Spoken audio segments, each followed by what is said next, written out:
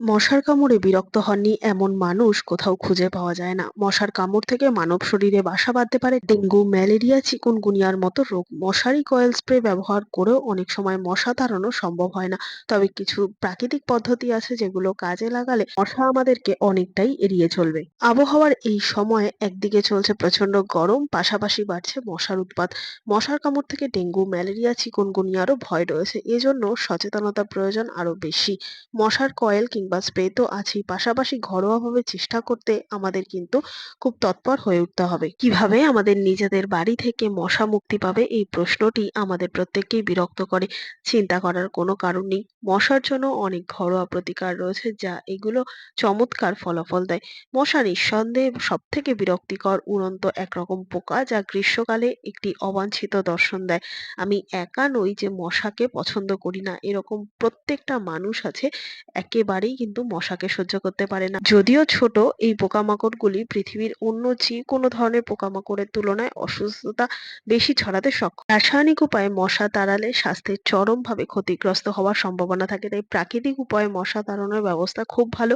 প্রাকৃতিক উপায় বানিয়ে নিতে যদি পারা যায় মশা তাড়ানোর নানান রকম জিনিস, তাহলে কিন্তু আমাদের শরীর বা আমাদের দিকের জন্যই এটা খুব ভালো উপকার পাওয়া যাবে। আর এই উপাদানগুলি ব্যবহার করার ফলে আমাদের শ্বাসকষ্ট বা হাঁপানির মতো নানান রকম রোগ কিন্তু হবে না। কেননা বাজার চলতি নানান রকম স্প্রে বা কয়েল যদি আমরা ব্যবহার করে থাকি, সেক্ষেত্রে কিন্তু আমাদের শ্বাসের নানান রকম সমস্যা হয়, বা বাচ্চাদেরও কিন্তু অনেক রকম সমস্যার সম্মুখীন হতে হয়। তাহলে চলো দেখে নেওয়া যাক কি সেই ঘরোয়া পদ্ধতি। এর জন্য আমি প্রথম যে উপকরণটা নিয়েছি সেটা হচ্ছে আলু। আলু কিন্তু আমাদের প্রত্যেকের ঘরেই থাকে। হ্যাঁ বন্ধুরা, তোমরা হয়তো শুনে অবাক হচ্ছ আলু দিয়ে কিভাবে মশা তাড়ানো যায়। সম্পূর্ণ ভিডিওটা দেখলেই তোমরা বুঝতে পারবে। এখানে আমি বেশ কতগুলো আলু নিয়ে নিয়েছি, তবে এতগুলো আলু নেওয়ার একেবারেই প্রয়োজন নেই। আলু যে শুধুমাত্র আমরা রান্নার কাজে ব্যবহার করি বা খাওয়ার কাজে ব্যবহার করি তা কিন্তু নয়। আজকে থেকে মশা তাড়ানোর জন্য আলুর কিন্তু যে খোসাটা থাকে, সেই খোসার মধ্যে যে একটা গন্ধ, সেই গন্ধ কিন্তু মশারা একেবারেই সহ্য করতে পারে না। তার জন্য এখানে আমার একটা আলুই যথেষ্ট। আলুটাকে প্রথমে ভালো করে খোসা ছাড়িয়ে নেবো, তবে চেষ্টা করবে একটু মোটা করে খোসাটা ছাড়াতে, যাতে আলু বেশ খানিকটা খোসার সাথে উঠে আসে। খুব হালকা করে খোসা ছাড়ালে কিন্তু এক্ষেত্রে হবে না। তো এখানে আমি একটা আলুর খোসা ছাড়িয়ে নিয়েছি। আর একটা আলুর খোসা যেটুকু হয় সেটুকুতেই কিন্তু আজকের এই সলিউশনটা আমি বানাবো। তারপর এখানে একটা পাত্রের মধ্যে বসিয়ে দিয়েছি ৩ কাপ পরিমাণ জল। তবে জলটা অবশ্যই দেওয়ার সময় মাপ মতো মেপে দিতে হবে, তবে কিন্তু এর সমস্ত কিছুর অনুপাত বোঝা যাবে। তারপর এই জলটা হালকা উষ্ণ গরম হলে এর মধ্যে দিয়ে দেবো লবণ। বন্ধুরা, আমরা প্রত্যেকদিন রান্নায় যে লবণ খাই, সেই লবণই এখানে দিচ্ছি। আর দিয়ে দেবো ১ চামচ পরিমাণ ডিটারজেন্ট। ঘরে থাকা যে কোনো ধরনের ডিটারজেন্ট, এক্সপায়ারি ডেট ডিটারজেন্ট হলেও কিন্তু চলবে। সেই ধরনের একরকম ডিটারজেন্ট ১ চামচ পরিমাণ দিয়ে দেবে। জলটা হালকা ফুটে ওঠা অব্দি তোমাদের অপেক্ষা করতে হবে। যখন হালকা ফুটে উঠবে, গ্যাসের আঁচ কমিয়ে দিয়ে এর মধ্যে দিয়ে দিতে হবে আলুর খোসা। তোমরা চাইলে আলুর খোসা ব্যবহারের থেকে আলুটা যদি হালকা করে একটু থেতো করে নিয়ে বা গ্রেট করেও নাও, সেক্ষেত্রেও কিন্তু চলবে। তারপর হালকা করে ফুটতে দেবো। যতক্ষণ না পর্যন্ত ফুটে আসছে ততক্ষণ পর্যন্ত হালকা করে একটু জাল দিয়ে নেবো। এরপর আমি এর মধ্যে দিয়ে দেবো লেবু। হ্যাঁ বন্ধুরা, পাতি লেবু তো আমাদের প্রত্যেকের ঘরেই থাকে, আর গরমের সময় লেবু কিন্তু আমাদের প্রত্যেকের ঘরেই থাকে। তো সেখান থেকে ২ টুকরো এরকম ভাবে বড়, বড় করে লেবু কেটে নিয়ে এই জলের মধ্যে দিয়ে দিয়েছি, আর দিয়ে দেবো ১ চামচ পরিমাণ হলুদ। ঘরে যদি অর্গানিক হলুদ থাকে সেক্ষেত্রে খুব ভালো কাজ করবে, আর যদি না থাকে নরমাল রান্নার হলুদ ব্যবহার করবে। হলুদ দেওয়ার সাথে, সাথে কিন্তু জলটাকে একদমই ফুটতে দেওয়া যাবে না। গ্যাসটাকে কিন্তু অফ করে দেবো। এ পর্যায়ে জলটা আমি ছেঁকে নিচ্ছি আলাদা একটা পাত্রের মধ্যে। একটা এরকম পুরনো যদি স্ট্রেনার থাকে বা এরকম সুতির কাপড়ের মধ্যে দিয়ে এরকম জলটাকে ছেঁকে নেবে। আর এই যে খোসা বা লেবুটা রয়েছে এটা কিন্তু সম্পূর্ণ ফেলে দেবো। এবার এই জলটা সম্পূর্ণ ঠান্ডা হওয়া অব্দি অপেক্ষা করব। এরপর যখন ঠান্ডা হয়ে যাবে, প্রায় 90% ঠান্ডা হয়ে আসবে, হাত দিয়ে একটু দেখে নিতে হবে যে কতটা ঠান্ডা হয়েছে। এরপর একটা স্প্রে বোতলের মধ্যে আমি সমস্ত জলটাকে ঢেলে নিচ্ছি। আর তোমাদের কাছে যদি এই ধরনের স্প্রে বোতল না থাকে, তাহলে কি করবে বলো তো বন্ধুরা? বাজার থেকে কোনো রকম স্প্রে বোতল আর কিনে নেওয়ার দরকার নেই। যে স্প্রে বোতল নেই, একটা স্প্রে বোতল কিনে নিয়ে আসি, একদমই না। তো তোমাদের কাছে যে প্লাস্টিকের জলের বোতল যদি থাকে, এই ওয়ান টাইম ইউজের যে জলের বোতলগুলো, এই ধরনের জলের বোতলগুলো যদি থেকে থাকে, তাহলে এই জলের বোতলের মুখের যে ঢাকনাটা, এটাকে ২-৪ টে ছিদ্র করে নিয়ে এই বোতলের মধ্যেই কিন্তু সলিউশনটা ঢেলে স্প্রে বোতলের কাজে তোমরা লাগাতে পারবে। এরপর এই যে সলিউশনটা তৈরি করলাম, এটা কিন্তু আমরা ঘরের যেকোনো জায়গায় দিতে পারবো। সকাল সন্ধ্যে এটাকে দিয়ে আমরা ঘরবাড়ি পরিষ্কার রাখতে পারবো, যাতে এই যে একটা সমস্ত কিছুর মিশ্রণে একটা ঝাঁঝালো গন্ধ হয়েছে, সেই গন্ধে কিন্তু মশারা একেবারেই ঘরের মধ্যে আসবে না।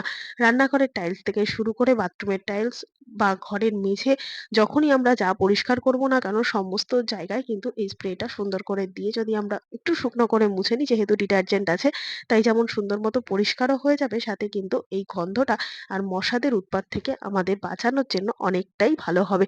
এছাড়াও বন্ধুরা রান্নাঘরের কোনা কানাচিতে গ্যাসের নিচেও কিন্তু ছোটখাটো আরশোলা বা নানান রকম তেলেপোকা কিংবা মাছি ঘুরতে দেখা যায়। শুধুমাত্র যে এটা মশার জন্য তা কিন্তু নয়। এইরকম ভাবে রান্নাঘরেও যদি হালকা হালকা করে স্প্রে করা যায়, যেহেতু এটা কেমিক্যাল ফ্রি, তাই কিন্তু কোনো রকম কারোরই অসুবিধা হবে না রান্নাঘরে স্প্রে করলেও। এটা দিয়ে যে আমাদের কোনো রকম অসুবিধা হবে রান্নাঘরে স্প্রে করার জন্য এমনটাও না। সুন্দর করে স্প্রে করে দেবে। এছাড়া যেখানে আমরা ডাস্টবিন রাখি, যেই জায়গায় প্রচুর পরিমাণে ময়লা ফেলতে হয় সেরকম জায়গাতেও কিন্তু ছোট ছোট মশারা প্রচুর পরিমাণে ঘুরে বেড়ায়। সেই রকম জায়গাতেও কিন্তু আমরা এই স্প্রেটা করে দেবো। ঘরের যে সমস্ত জায়গা আমাদের সন্দেহজনক মনে হবে যে এইরকম এরকম জায়গা থেকে মশারা প্রচুর পরিমাণে ঘরে প্রবেশ করে, সেই সমস্ত জায়গাতে কিন্তু আমরা এই স্প্রেটা করে দিতে পারি। এমনকি ঘরের জানলার কোনা-কানাচি এইগুলো কিন্তু নিঃসন্দেহে আমরা স্প্রে করে মশা তাড়ানোর জন্য ব্যবহার করতে পারি। ১ম এই বলে দিলাম যেহেতু এটা কেমিক্যাল ফ্রি তাই সমস্ত জায়গাতেই কিন্তু দিতে পারবো। এছাড়া রান্নাঘরের সিঙ্কে হোক বা টয়লেটের যে ওয়াশ বেসিন হয়, সেই বেসিনের যে পাইপলাইন বা টয়লেটের কোনা-কানাচির যে অন্ধকার চিপা-চাপা জায়গাগুলো থাকে না, সেই সমস্ত জায়গাতেও কিন্তু প্রচুর পরিমাণে মশা ঘুরতে ফিরতে দেখা যায়। তো সমস্ত জায়গাতে টয়লেট থেকে শুরু করে ঘর, রান্নাঘর সমস্ত জায়গাতেই কিন্তু সুন্দর মতো এই স্প্রেটা আমরা করে দিতে পারবো, যার জন্য কোনো রকম আমাদের কোনো কিছু অসুবিধা হবে না। এছাড়াও বন্ধুরা আমাদের ব্যালকনিতে বা বারান্দায় কিংবা জানলার উপর যে ছোট ছোট প্ল্যান্ট গুলো বসানো থাকে, সেই প্ল্যান্টে আমরা তো প্রত্যেকদিন দুবেলা করে জল দিই। সেই জল দেওয়ার কারণেও টবের নিচে দেখবে অনেক সময় জল জমতে দেখা যায়, আর সেই জমা জলেই কিন্তু মশারা ডিম পাড়ে বা মশাদের বংশবিস্তার হয়। সেই সমস্ত যাতে মশাদের বংশবিস্তার না হয় সেই সমস্ত জমা জলেও কিন্তু আমরা এই স্প্রেটা করে দিতে পারবো নিঃসন্দেহে। কোনো রকম কিন্তু অসুবিধা হবে না। তবে খেয়াল রাখতে হবে গাছে যেন কোনো রকম এই স্প্রেটা না থাকে। এছাড়াও বন্ধুরা যেই সমস্ত জায়গায় আমরা গ্যাস রাখছি দীর্ঘদিন, একটা তো এক্সট্রা সিলিন্ডার বা রান্নাঘরে যে সিলিন্ডারটা আমরা রাখছি তার কোনা-কানাচিতে কিন্তু অনেক সময় দেখা যায় ছোট ছোট আরশোলাও থাকে। তো সেই সমস্ত জায়গাতেও কিন্তু এই স্প্রেটা আমরা করতে পারবো। এছাড়া বন্ধুরা ফ্রিজের একদম পিছন দিকের একটা অংশে কিন্তু আউটলেট দিয়ে একটা জল এসে জমে। সেই জমা জলটাতেও কিন্তু আমরা সুন্দর করে এই স্প্রেটা করে দেবো, যাতে যেকোনো ধরনের জমা জলে এই মশারা আর ডিম না পাড়ে।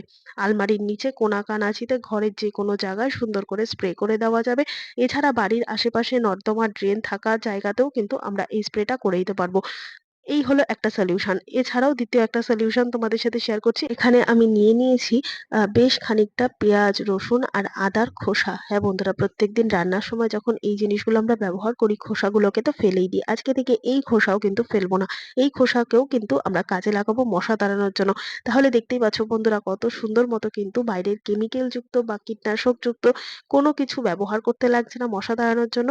তো এখানে বেশ খানিকটা পেঁয়াজ, আদা, রসুনের খোসা তো নিয়ে নিয়েছি। এরপর একটা পাত্রের মধ্যে বেশ অনেকটা পরিমাণ জল নিয়ে নেব।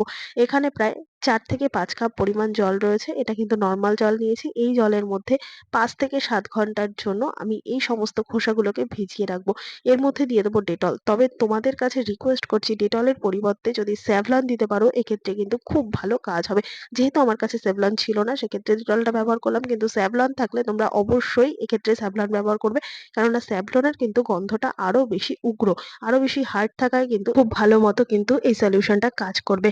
তো এখানে স্যাভলনটা দিয়ে দেবে আর দিয়ে দেবো 1/2 চামচ পরিমাণ চা পাতা। এবার এই মিশ্রণটাকে ভালো করে মিশিয়ে দিয়ে এর মধ্যে দিয়ে দেবো খুব সামান্য পরিমাণ কর্পূর। এখানে আমি গুঁড়ো কর্পূর ব্যবহার করছি, তবে ১ চিমটে পরিমাণের বেশি কিন্তু কর্পূর ব্যবহার করা যাবে না। এরপর এই মিশ্রণটাকে একটা ঢাকনা বন্ধ করে ঢেকে রাখবো বেশ অনেকটা সময়ের জন্য। থেকে বেশি ভালো হয় এটা যদি ওভারনাইট রাখা যায়। তো এখানে বেশ ৫ থেকে ৬ ঘন্টা পর্যন্ত এটাকে ভিজিয়ে রেখেছিলাম। তারপর দেখতে পাচ্ছ জলের কালারটা তো ১ম এ চেঞ্জ হয়ে গেছেই, সাথে কিন্তু এই সবজির খোসাগুলো কিন্তু অনেকটা মজে এসেছে। মানে অনেকটা কমে এসেছে। আর এর যে রসগুলো ছিল সমস্তটা কিন্তু জলের সাথে ভালো করে মিশে গেছে। এই পর্যায়ে এটাকে ছাঁকনির সাহায্যে ছেঁকে নেব। তবে এই যে জলটা বেরোলো না, এই জলটা কিন্তু আমরা স্টোর করেও রেখে দিতে পারি। তবে স্টোর করার জন্য অবশ্যই ফ্রিজে একটা এয়ারটাইট কন্টেনার বা জলের বোতলের মধ্যে ভরে আমরা স্টোর করব। বাইরে রাখলে কিন্তু এটা নষ্ট হয়ে যাবে। যেহেতু পেঁয়াজ, রসুন, আদার যে একটা ঝাঁঝালো গন্ধ আছে। তো বন্ধুরা এবার এই সলিউশনটাকে আমরা কিভাবে ব্যবহার করব? আমরা যে বাজার চলতি এই কয়েলগুলো বা এই লিকুইড যে মশা মারার তেলগুলো কিনে আনি, এগুলো কিন্তু অনেক সময় জ্বালালে পরে ঘরের বাচ্চা থেকে বড় অনেকেরই কিন্তু শ্বাসকষ্ট হয়, হাঁচি হয়, কাশি হয়। এগুলো কিন্তু আমাদের শরীরের জন্য খুবই ক্ষতিকর। তাই কেমিক্যাল ফ্রি এই ধরনের সলিউশন যদি আমরা বাড়িতেই বানিয়ে ফেলতে পারি, তাহলে কিন্তু এগুলো দ্বারা যদি আমরা ব্যবহার করি, মানুষের কোনো রকম ক্ষতি হবে না। কেননা এই যে ভেতরে কার্বনটা রয়েছে না, এই কার্বনটাও তো পড়ে তার সাথে ভেতরে যে কেমিক্যাল যুক্ত স্প্রেটা থাকে, এই দুটো একসাথে মিশ্রিত হয়ে যে বীভৎস একটা গন্ধ সৃষ্টি হয়, সেটা কিন্তু মানুষের জন্য একেবারেই ভালো না। তাই ঘরোয়া পদ্ধতি এতে এই সলিউশনটা তৈরি করে যদি আমরা এইভাবে ব্যবহার করতে পারি, তাহলে কিন্তু খুব ভালো একটা ফলাফল দেবে। তো দেখো বন্ধুরা, সলিউশনটা আমি তৈরি করে নিয়েছি। এরপর এটাকে যদি আমরা সকাল বা বিকেল যখন মশার উৎপাত প্রচুর পরিমাণে ঘরে লক্ষ্য করা যাবে, সেরকম সময় যদি এটাকে আমরা এরকম অল আউট সিস্টেমেই আমরা বোর্ডের মধ্যে চালিয়ে দিতে পারি, সেক্ষেত্রে খুব সুন্দর একটা যেরকম ফ্রেশ ভাব আসবে, ঘরের মধ্যে পজিটিভ একটা ভাব আসবে, কোনো রকম মশা থাকলেও কিন্তু বাইরে বেরিয়ে যাবে। এছাড়া এর ওপরেও কিন্তু তোমরা একটা কর্পূর রেখে দিতে পারো। এর সাথে কিন্তু সুন্দর একটা গন্ধ বেরোবে। এই ওপরটায় যদি রেখে দাও, আস্তে আস্তে কর্পূরটাও উবে যাবে। এর সাথে কিন্তু এই মশার যে একটা গন্ধ তেলের, সেটাও কিন্তু সুন্দর মতো বেরোবে। তো আশা করছি আজকের এই টিপস গুলো তোমাদের অনেকটা বেশি কাজে দেবে। ভালো লেগে থাকলে লাইক, কমেন্ট, শেয়ার করে পাশে থাকবে। ভিডিওটা কে কোথা থেকে দেখছো কমেন্ট করে জানাতে ভুলবে না। দেখা হবে আবারও অন্য কোনো ভিডিওর সঙ্গে। ধন্যবাদ।